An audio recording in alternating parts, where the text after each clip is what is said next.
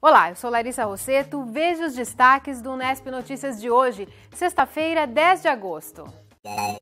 Rodeios, esporte atrai público, mas divide opiniões. Programe seu fim de semana com a Agenda Cultural. Quem for a São Paulo pode ir à Bienal do Livro. Na entrevista do dia, Tânia Rezin fala sobre como formar novos leitores. Conheça histórias de cumplicidade entre pais e filhos.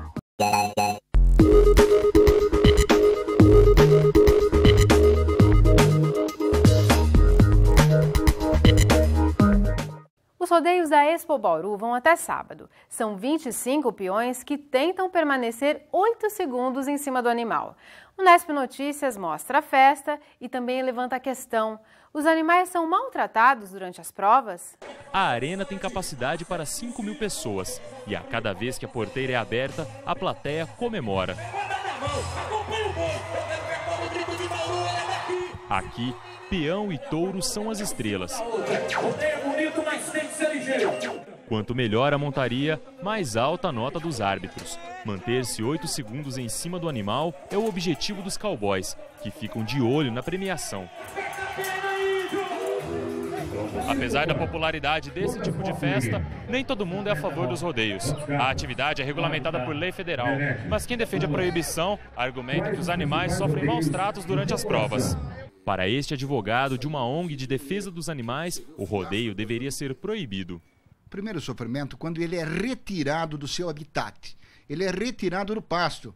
Para isso ele é colocado num caminhão, é transportado durante horas, dias, naquele caminhão confinado. Quer dizer, como que ele entra no caminhão? À base de choque, à base de ameaça, de pancada. Você já reparou o nível sonoro dos rodeios? Semana passada desceu no Salto Grande. O animal ele sofre todo esse tipo de pressão sonora. Uma das discussões envolve o uso do sedem, esta corda que é presa à virilha do touro. Quem é contra afirma que ele machuca. Quem é do circuito de rodeios defende que ele apenas estimula o animal. Antigamente usava-se o sedem de crina, hoje não, hoje é só permitido o sedem de lã, aonde faz o boi pular, que faz a cosca no boi, na verdade, que faz o boi mostrar seus saltos, seus pulos. Assim que a montaria termina, o acessório é retirado. Além disso, as esporas não podem ser pontiagudas. Outro cuidado é com a proteção do peão. O uso de capacete é opcional, mas a maioria prefere mesmo o tradicional chapéu. O colete é obrigatório, mesmo que esteja por baixo da camisa. Antes da prova, o responsável pelo animal precisa apresentar documentos. São exames que comprovam que o touro não está doente. A presença de um veterinário nos bretes também é obrigatória.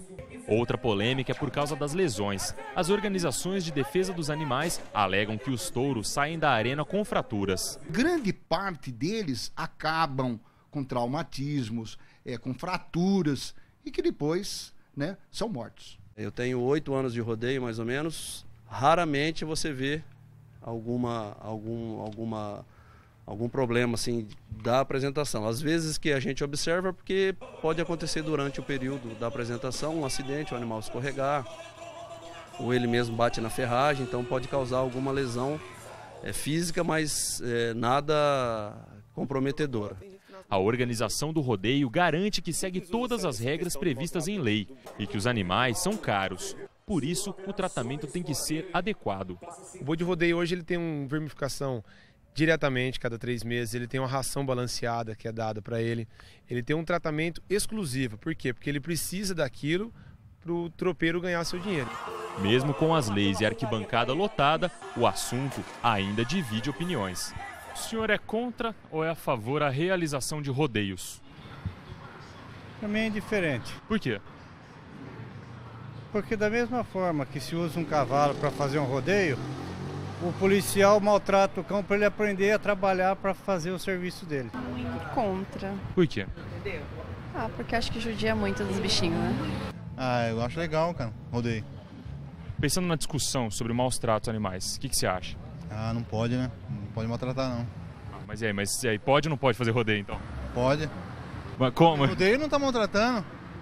Esteve hoje em Bauru o caminhão do impostômetro. Só neste ano, a população da cidade pagou mais de 400 milhões de reais em impostos municipais, estaduais e federais. Através de um painel, o caminhão mostra uma atualização em tempo real de quantos moradores de Bauru já pagaram em tributos. O caminhão traz ainda o feirão do imposto, onde vários produtos são expostos, com preço e quantidade de taxas que a população paga em cada um. Uma vez que a população sabe que o tributo é pesado, que ele exija do setor público um serviço de qualidade. Aquela história, eu espero ficar 2 meses na fila para ter um atendimento médico, é de graça. Não existe nada de graça. No caso da água, 44% do valor médio do produto é de encargo. E o sabonete poderia ser comercializado a 51 centavos. O brasileiro não sabe cobrar o imposto realmente do que ele paga. A previsão é de que até setembro os brasileiros paguem R$1 trilhão em impostos. Vamos agora conferir a agenda dos candidatos à Prefeitura de Bauru. Paulo Martins, do PSTU, participa hoje de uma reunião com apoiadores da campanha, às 6 da tarde. No sábado, ele se reúne com servidores municipais, às 2 da tarde. No domingo, o candidato não tem compromissos agendados. Clodoaldo Gazeta, do PV, visita a Expo Bauru hoje, às 8 da noite. O candidato não divulgou a agenda de campanha para o sábado e o domingo. Rodrigo Agostinho, do PMDB, participa hoje de uma audiência pública na Câmara Municipal, às 6 da tarde. O candidato não divulgou a agenda de campanha para o fim de semana. Chiara Ranieri, do Democratas, faz uma reunião hoje às 8h30 da noite com moradores da Vila São Paulo. No sábado, a candidata faz caminhada pelos bairros Parque Jaraguá e Fortunato Rocha Lima, no período da manhã. À tarde, Chiara visita o Clube dos 30 e também faz caminhada no Jardim Redentor. No domingo, ela percorre o Jardim Tangarás.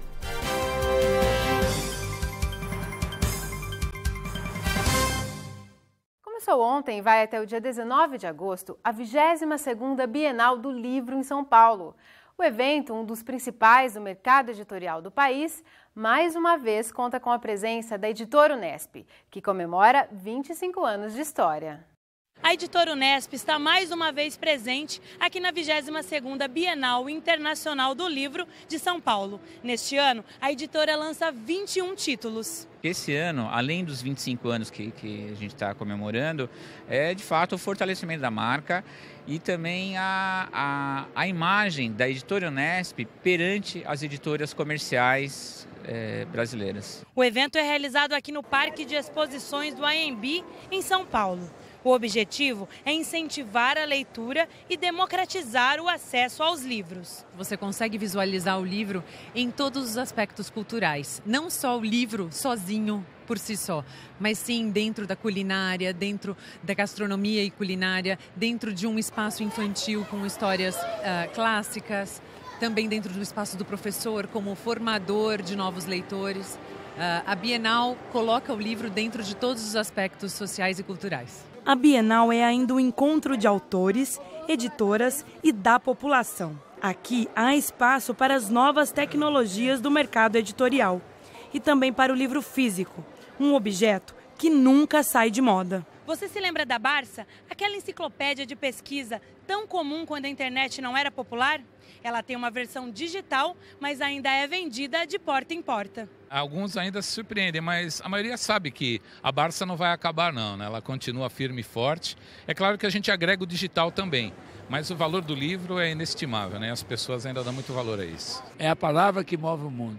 Seu filho tem que passar pelo livro antes de ir para a internet. Senão ele vai babaca para a internet e a internet está cheia de babaca. Por quê? Porque os caras estão chegando lá sem ler. Não sabem que a internet é a maior dádiva que o ser humano recebeu. O tema da Bienal deste ano é Livros transformam o mundo, livros transformam as pessoas. não tem mistério. Quem lê sabe escrever. Quem lê tem o prazer de escrever. Quem lê pode até sonhar em um dia contar uma história tão bacana quanto a que ele leu um dia. Então começa lendo, a escrita vem depois. E o público concorda com esta ideia. A pessoa que está lendo, ela se envolve tanto, né? E então ela acaba se envolvendo mais ainda no contexto e transformando, passando aquilo para a vida dela. Então acho que assim ela consegue mudar um pouquinho. Você lendo um livro, você pode ter ideias, aí você pode mudar também, né? Ele pode ensinar as pessoas a parar de roubar e a ter uma vida segura, ter uma vida importante e ter boas ideias para ajudar o mundo. A expectativa é de que 800 mil pessoas passem por aqui nos 10 dias de evento. Catiúcia Reis para o Unesp Notícias. A Bienal é uma ótima opção de passeio. Agora são 5h41, outras dicas ainda hoje na agenda cultural.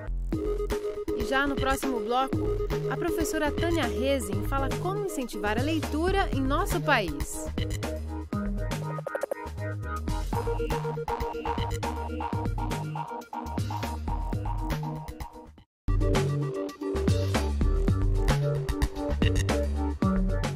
A gente continua a falar sobre leitura e formação de leitores. Recebemos a professora Tânia Rezin, da Universidade de Passo Fundo, no Rio Grande do Sul. Ela é idealizadora e organizadora da Jornada Literária de Passo Fundo. Professora, muito obrigada por sua presença. Obrigada pela oportunidade. Professora, começa com a questão fundamental. Como formamos novos leitores? Disponibilizando a professores, aos pais, livros. Existe todo um aparato no Brasil disponibilizado pelo Ministério da Educação, pelo Ministério da Cultura, nas bibliotecas escolares.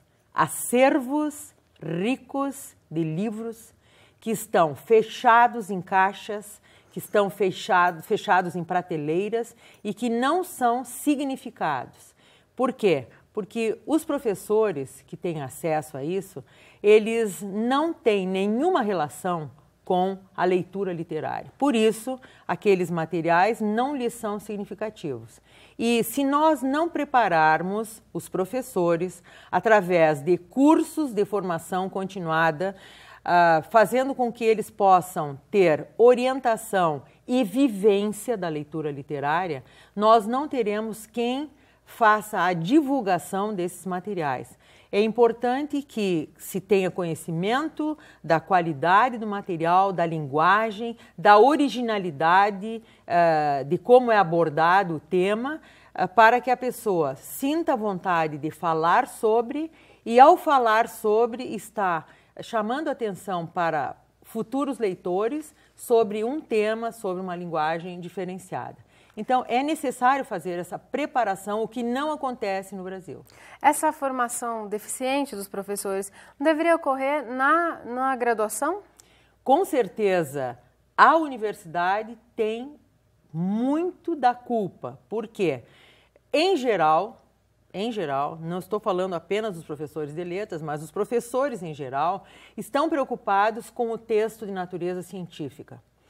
Há uma dificuldade de os alunos trabalharem com texto científico, isso não só no Brasil, mas na comunidade europeia, através de dados do Protocolo de Bolonha, porque como eles não são leitores, como eles não têm um repertório vocabular, como eles não têm um repertório textual, eles têm dificuldade de entender, de interpretar e de se apropriar das ideias do texto. É o problema do analfabetismo funcional? Eu diria, junto disso, a questão da falta de um letramento literário, né? Então, as pessoas usam a leitura para sobreviver, mas a leitura hoje, ela precisa ser muito mais profunda, porque, tendo em vista, por exemplo, todo o equipamento tecnológico que está disponível em todos os segmentos da sociedade, a pessoa precisa ler para poder usar essa ferramenta eletrônica. Mas essa leitura não lhe desperta a imaginação, não lhe desperta a criatividade. E isso faz parte do envolvimento com o texto literário, com o conto, com o romance, com a poesia, com o teatro. Então, uma das questões cruciais, na sua visão, professora, é a falta de acesso a esse material. A falta de acesso por indisponibilidade da pessoa. Os materiais existem, os acervos existem e as pessoas procuram estar de costas para essa possibilidade. Isso é o que tem se constatado e daí os baixos índices de leitura no país, não é? O que preocupa a universidade como formadora de novos profissionais, preocupa a escola, em que os professores estão completamente distantes dos alunos que dominam tecnologia, que dominam música, que dominam filmes, não é? Que estão envolvidos com isso, mas o descompasso entre uma leitura linear feita pelo professor e uma leitura hipertextual e hipermedial feita pelos alunos faz com que esse distanciamento aumente. Então, é preciso investir na formação dos professores e é preciso também que os pais se deixem tocar por essa necessidade, porque o prazer de ter um filho implica um compromisso de torná-lo um cidadão. Essa responsabilidade recai mais sobre a escola, então, de formar novos leitores? Considerando o envolvimento de trabalho do pai e da mãe, hoje, socialmente, em que os pais só se encontram com os filhos à noite, isso não apenas nas grandes cidades, mas nas pequenas cidades, cabe à escola esse trabalho maior, não deixando de lado o comprometimento dos pais, não é? Então, é preciso que haja esse envolvimento com a comunidade escolar, que envolve professores, alunos, dirigentes e os pais, os cuidadores das crianças, não é? Em projetos em que todos possam, de alguma forma, estarem sendo chamados ao envolvimento, seja ele em livro, seja ele em outro suporte, com o texto literário. Literatura sempre será literatura em qualquer suporte. A gente sabe que a criança aprende muito pelo exemplo. Então, se ela não vê o pai e a mãe lendo em casa, dificilmente ela vai se tornar um leitor também, né, professora? Se nós temos nas nossas casas disponível para as crianças materiais de leitura, se nós nos damos o prazer de nos envolvermos com um jornal, com uma revista ou mesmo com um livro, certamente essas coisas que são feitas pelos adultos serão repetidas pelas crianças. E as crianças, elas são extremamente honestas. Elas relatam aquilo que elas vivenciam.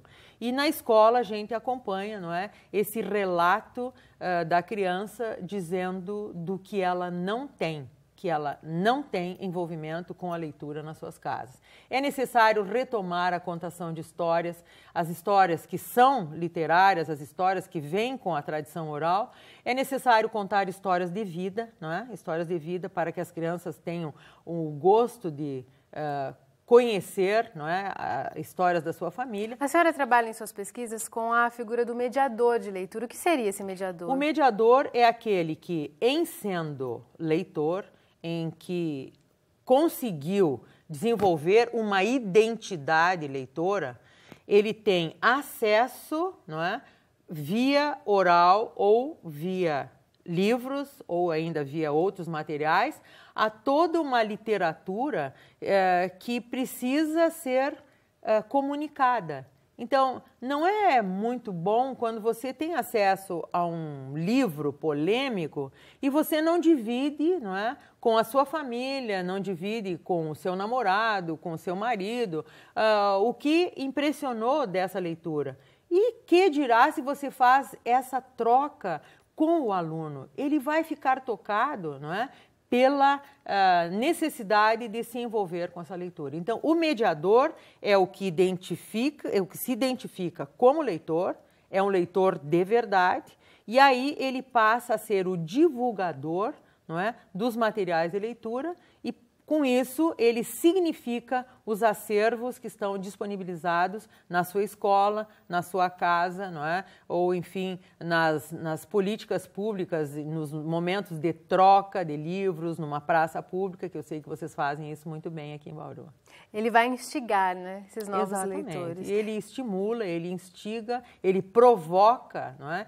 E essa questão, o mediador de leitura, ele precisa ser alguém assim diferenciado no sentido da sua postura, não é? Que vai realmente provocar uma reação nesse leitor e que ele vai buscar o livro, e que ele vai buscar um outro livro, e que ele vai procurar entre textos, né? O que é mais significativo, ele vai trazer informações para a sala de aula e com isso nós vamos ter, então, pessoas mais interessadas. Não é o que está sendo feito hoje com as redes sociais, infelizmente. É preciso se criar o hábito porque não tem como não se render à literatura. É muito prazeroso, né, professora? O hábito deve acontecer, mas ele tem que se transformar num comportamento perene. Então, nós não teremos leitores proficientes se esse hábito não se transformar num comportamento de vida. Professora, muito obrigada por trazer essas reflexões ao Unesp Notícias.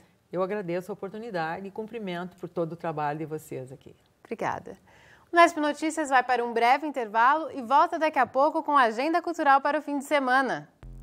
E ainda, Dia dos Pais está chegando e você vai conhecer histórias de companheirismo. Participe do Unesp Notícias. Ligue para 3103-6161.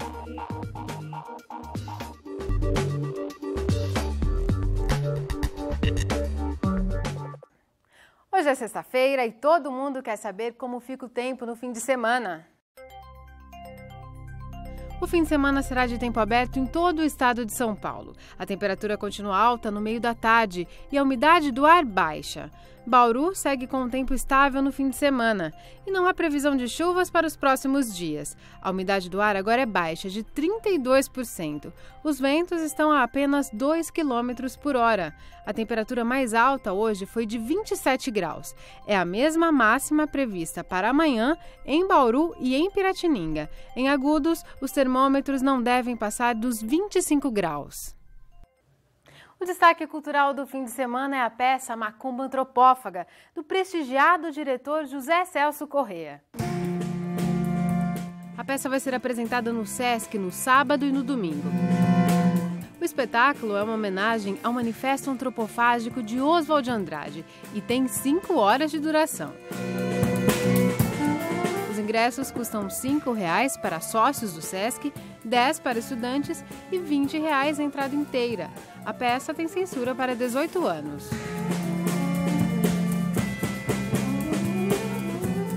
Bom aproveitar porque não é sempre que um espetáculo do tradicional Teatro Oficina vem a Bauru. Veja agora outras opções de lazer.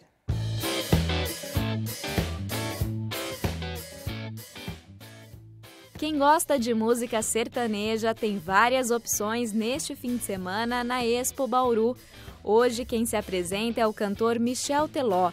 O ingresso custa R$ 20,00 e a meia entrada é vendida na bilheteria do recinto Melo Moraes. Amanhã quem sobe ao palco é o cantor Gustavo Lima. No domingo tem show de graça com a dupla Pedro Henrique e Fernando. Também neste fim de semana, o Teatro Municipal recebe a peça Café Cabaré. O espetáculo é apresentado no sábado, às 9h, e no domingo, às 7h. O ingresso custa R$ 60,00. Estudantes também pagam meia entrada.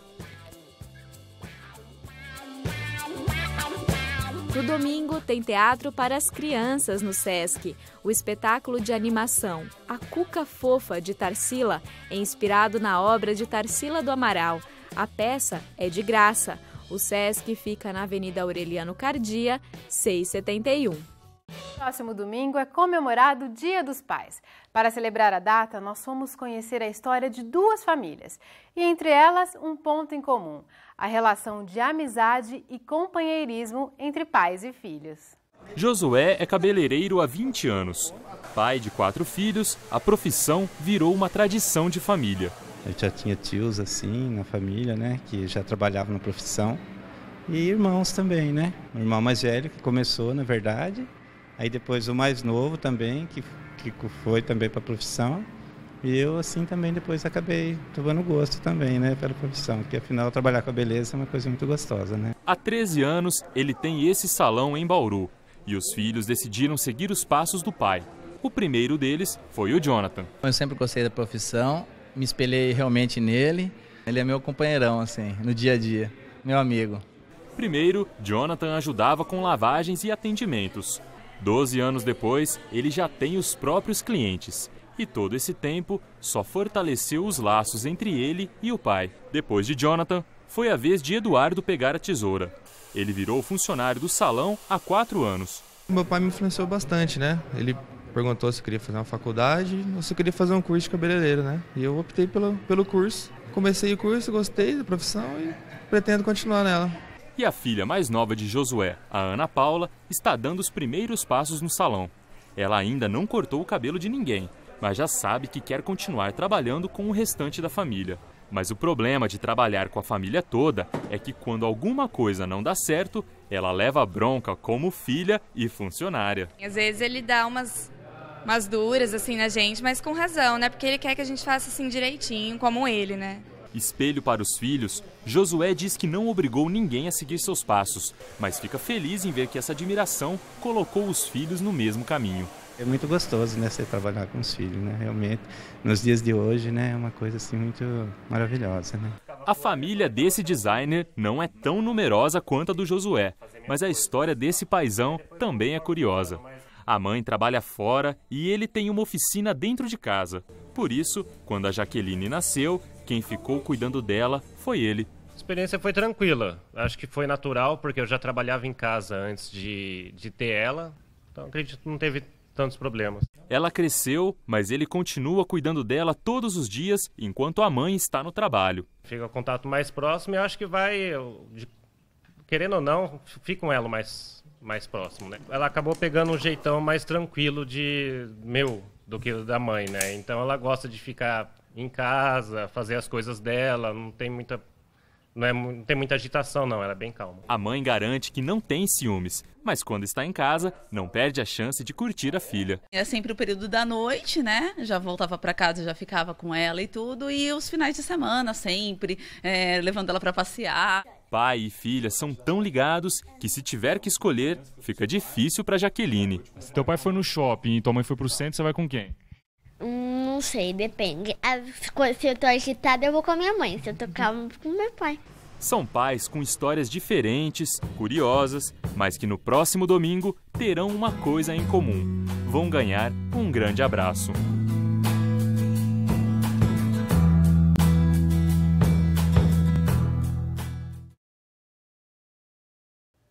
O Unesp Notícias fica por aqui. A todos os pais e filhos, um excelente fim de semana. A gente volta a se encontrar na segunda-feira, às 5h30 da tarde. Tchau!